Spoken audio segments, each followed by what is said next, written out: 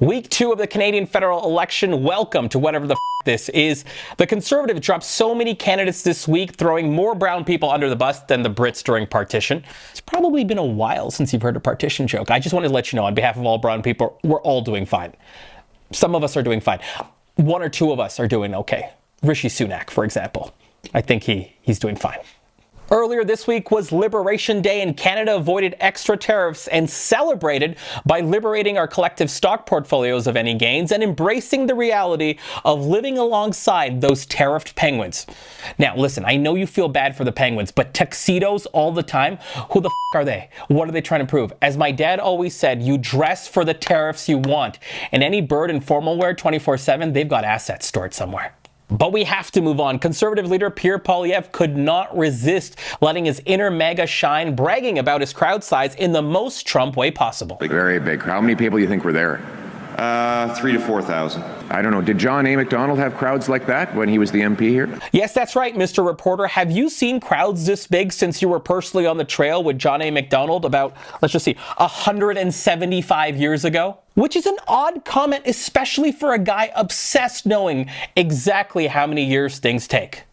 And finally, in a campaign rally this week, Pierre Poilievre contemplated a career change. Did I tell you that I'm actually doing an apprenticeship myself right now on the side? Yeah, for cabinet making.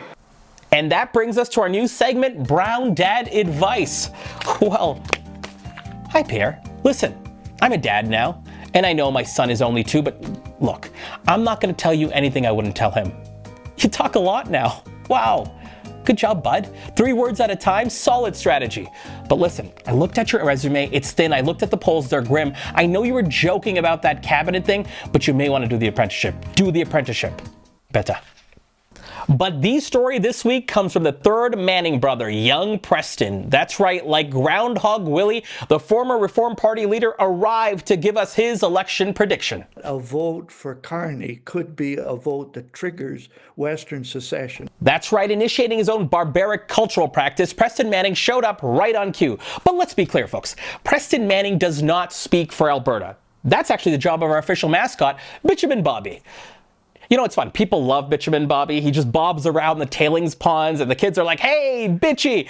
And then he's like, oh, don't call me that. Just leave me alone. Oh my God, it's actually him, isn't it? Listen, Manning is doing what he always does, reading off the Western separatist playbook for any election. Let me walk you through it. It starts with trying to get your side to win. And then you don't try too hard. You see that your side's advantage slips, then you do nothing. Then you show up and complain that the other side may win. Then you say dangerous like this, and then you secretly don't mind that the other side may win because you always need an enemy, and then you finally go into hiding. Oh, and by the way, when you're doing all of this, you're also a giant about it.